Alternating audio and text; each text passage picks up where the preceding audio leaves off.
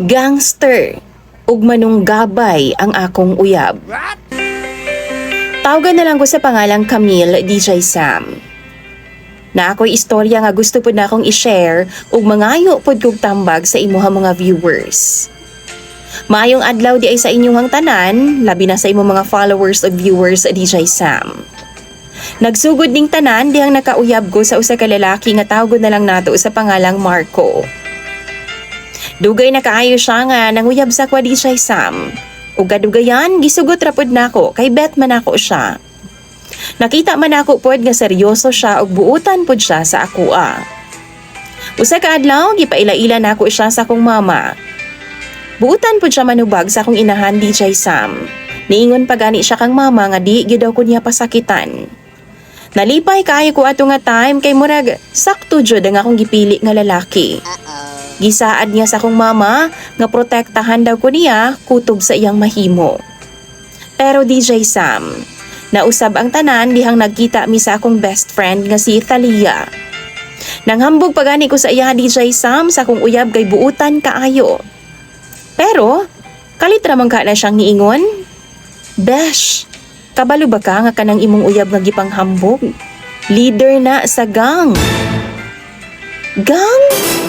Nakuratan yun ko DJ Sam. Wa ko katuo kay lahi man gud ang iyang batasan kung magkuyog ming duha.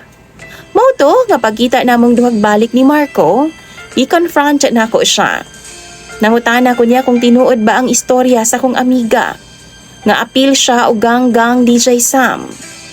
Niangkon pod siya. Niingon siya nga sa una pa daw siya nag-aapil ana nga kinabuhi. Ug nahadlok lang daw siya nga mo istorya sa ako kay basin og iya kong buwagan. Kay basin og ako daw siyang buwagan ug mao daw ang hinungdan nga mamugnaw daw ko sa iya kung makahibaw daw ko sa tinuod. Bisan nakurat ko di siya Sam. Pero nagpabilin gihapon ko sa side ni Marco. Gisabot na ako siya. Kay nag-explain man siya sa ako og nagsaad nga magbag-o na daw siya. Pero DJ Sam, naaman di ay mas grabe pang nahitabo. Usa ka adlaw ni ana DJ Sam, gisultian nako si Marco nga mga bastos kaayo to ang mga construction worker dito sa unahan. Like every time man go DJ Sam nga mulabay ko dito, magsigig panitsit. Usahay gani mo ingon gang lamian nimo gang oy, bigutan nimo gang oy. Aw, mag-ana-ana pa DJ Sam. Maong pirme gid ko maglagot ug wa gid ko sa mood dagaagi nako dito. One time, gidana ko siya. O gipatunayan gid nako sa iyaha nga mga bastos gid nga construction worker. Labi pa katong ilang leader dito DJ Sam nga hasta gid in taon ka manyak. Nga halos na lang gani mo gunit sa akong sampot kung mulabay ko sa ilang atubangan. After few days, samtang ka istorya mi ni mama, nikalit og abot ang among silingan. Nagdasyag balita DJ Sam. Ngilad kaayo nga balita para sa ako Ingon pa siya, gidunggab daw ang lalaki nga construction worker dito sa among unahan. Ug ang suspect, na priso na daw.